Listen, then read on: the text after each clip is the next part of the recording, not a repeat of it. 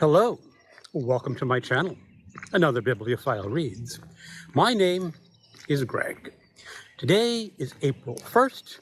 It's really just the start of a new reading week and a whole new reading month.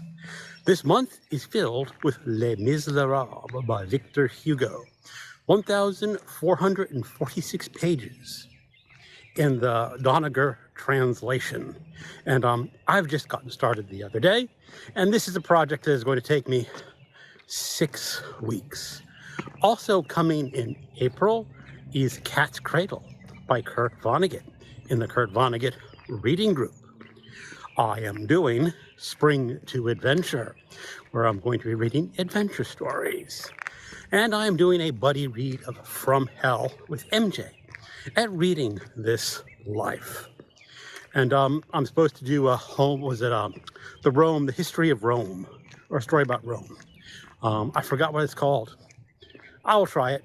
I should read a book about Rome if I can, because Les Miserables is such a long book. It's going to take up a lot of my reading time. I'm also going to be doing some banned books this month. Les Miserables is a banned book. Cat's Cradle is a banned book. And I'm going to be picking up some other books about obscenity, books judged obscene. And I'm kind of looking forward to that, because who can't love an obscene book? I have DNF'd a book, Slewfoot by Brom, no first name. I think he is better known as an artist and illustrator than a novelist. This book was published around 2018, I think. It is sort of an historical dark fantasy or horror novel. It is about a young woman who was born in London, and she got sold off as a bride to, I believe, Connecticut and New England. The story starts in 1666. She is with the Puritans. The only thing is, she is a cunning woman, or at least her mother was a cunning woman, which means they make special herbs for medicine. That kind of stuff does not go over well with Puritans. But in her part of the town that she lives in, she lives a little bit out from the rest of the town, there are things in the woods, in a cave, that may or may not be a devil or an Indian spirit. Now, my problem with this book is that it's really not a historical novel. I don't think the author did a whole lot of historical research to get this book done. He's just set it in 1666, and he has a very Hollywood-esque version of the Puritans. I'm not a big fan of the Puritans myself, and a young, cunning woman who may or may not have magical abilities, and going against the Puritans should be a sure thing. But when you pick, when you read some books and you're just not in the mood to pick it up and read it, that's how I felt about this book. It just was not gelling together very well. And then I got a better offer from MJ, because MJ and I are doing a buddy read of another book. And you'll see that book mentioned shortly. So anyway, Slewfoot, DNF, really didn't like it very much. To use a phrase popularized by Mark at Book Time with Elvis, I have just read a corker of a book, and that is From Hell by Alan Moore, and illustrated by Eddie Campbell. This is a graphic novel about Jack the Ripper. It is entirely a fictionalized account. Alan Moore did base a lot of his story on theories about Jack the Ripper that were popular and sort of thought about seriously when he was writing the book. Some of those theories, are kind of questionable, because what is really sort of fascinating about the story of Jack the Ripper is that no one knows who Jack the Ripper was. And it creates so many different possibilities about murder and this whole idea of what it would mean to be a killer. So Alan Moore takes a view. It's not really much of a spoiler. It's pretty much revealed pretty early in the book that he thinks or says in this book that Jack the Ripper was William Gull, the royal physician. Now, where it gets really kind of interesting is why William Gull becomes Jack the Ripper. That sort of threw me for a loop. I can sort of understand it. There are some rumors that were going around at the time and later on about what would have spurred him on. And I will not spoil that. Obviously, this takes most of the story from a lot of real events. So you know there's going to be at least 5 murders of women. In this book, these women are basically shown to be prostitutes. There was a recent nonfiction book called The Five, which sort of calls that into question, that were these women prostitutes? But that's a different book. But this book is just a fascinating look into the psychology of a killer. And man, does Alan Moore get into the mind of Gull.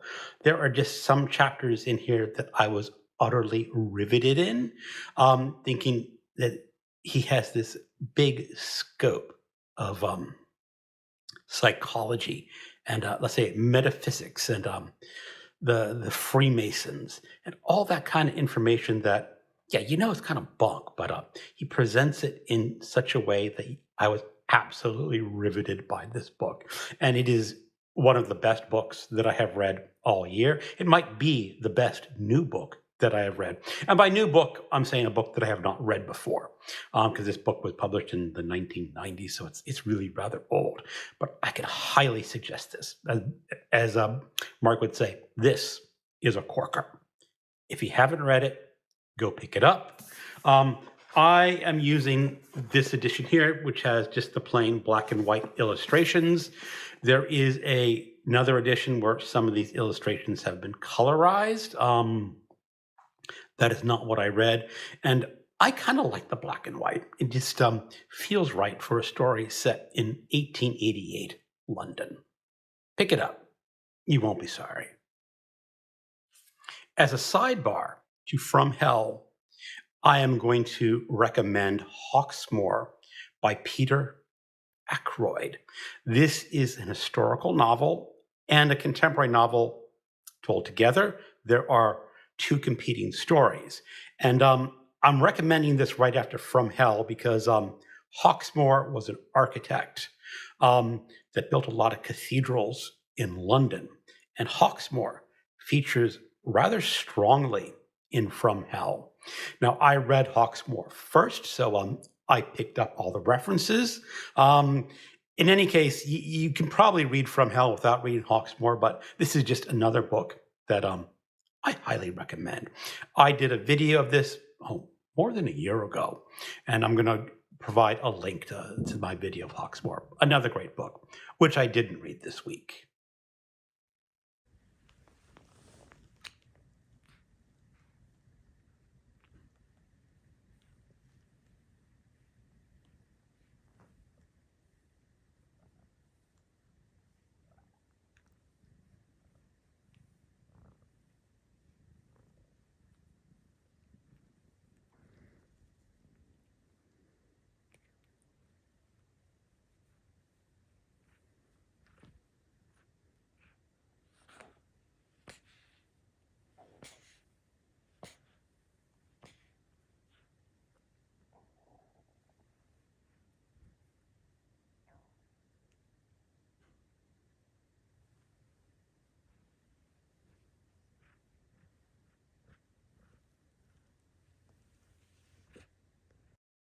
I have finished reading 2 books for my banned books project, 24 and 24. This is sort of a challenge created by MJ at Reading This Life, asking people to read 24 banned books in the year 24. Now, the 2 that I selected have a theme, and that is what is obscene. And this is started from a conversation from my previous banned book videos. Now, in this wrap up, I am not going to be talking about what makes the books obscene or why they are banned. I'm just going to be talking about my impressions of the books and leave the subject of obscenity and banning to a later video. And the first one I finished was Howl by William Ginsburg. This is a poem written in 1955, and I first read it in the 80s when I was a sophomore at university. And it was a bit of a revelation for me that poetry could be this distant and distinct and not at all what you would expect poetry to be. Ginsburg's lines are very long, and when you read the end of the page, they just sort of wrap under the first part of the line and go on. And he writes what I guess you would say are the underclass of people, the degenerates, even though they're really not degenerates. They're just people. They tend to be gay or drug users. And that was, like I said, a bit of a revelation for me that poetry could be like that. And his poem is really a howl. It is a chant. It is saying, these are my people and they are holy. And I really think this is just such a magnificent poem. Now, when I was reading this in the collected works, I just read Howl and Footnote to Howl. I'm not sure if Footnote to Howl is considered an extension of Howl or its own poem. I sort of read them as one. And I also listened to the audio version of this as I was reading, and it was Ginsburg himself reading Howl and Footnote to Howl. And he does sort of chant it. It has this rhythm of poetry that's really kind of amazing to hear. Now, if you want to hear me read this poem, I did so a little over a year ago. I did it for a Poetry Thursday. I read this poem straight through, one shot, no edits. You can make your own judgment whether I did a good job or not. I will leave it in the description of this video. But really, a fantastic poem. The next book I read was Gender Queer by Maia Kobabe. This is a graphic novel. It is high up on the list of banned books. It is a graphic novel. Now, I'm going to say right up front that I don't think this book was written for people like me. I'm pushing 60, I'm Caucasian, and I'm heterosexual, and I don't have any questions about my sexuality or gender or what pronouns I want to use. So I go into this sort of at a disadvantage because it's just not a book for me. This is the author growing up and discovering that, now I'm going to use the pronouns that the author prefers. They are E, M, and ear. I'm not really a huge fan of altering pronouns, but that's just something our society is doing right now. So E wrote sort of a memoir about growing up and questioning what M's sexuality is, that didn't really feel that E was a female or a woman or a man. Wasn't sure what E was. And it goes through E's journey through discovery. Now, I could see this being very important to a young person questioning sexuality, whatever pronoun that person wants to use, whether E or they or he or she. I could see that it's important. But as an old white guy, this book sort of fell flat. It was sort of curious seeing someone else's journey, but I felt no real passion for it. And I feel like it's really intended for people much younger. It takes the author from childhood to adulthood, but I really think it is intended for younger people to read who are in the midst of questioning where they belong in society. For them, it's probably a pretty good book, but for me, it really was a bit of a miss. I have finished listening to 2 audiobooks for the BookTube Prize. The Vulnerables by Sigrid Nunes and The Queen of Dirt by Donald Ryan.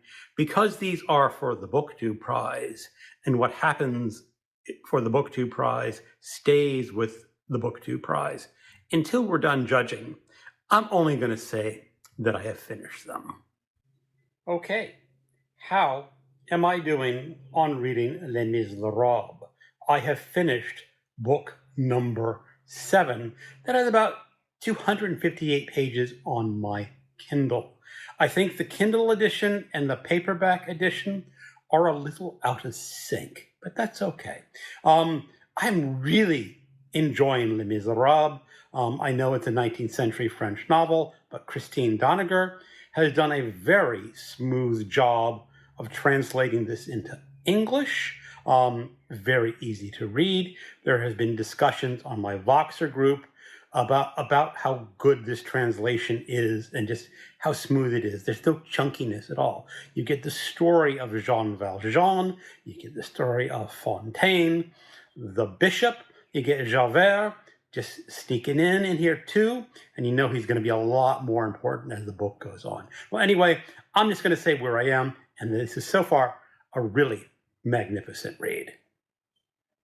Okay, that's the end of the week. I'm going to call that a wrap. And as I said, for next week, I have got a BookTube Prize book to read in physical format, because I tried the audiobook format, and the audiobook format for it just did not work.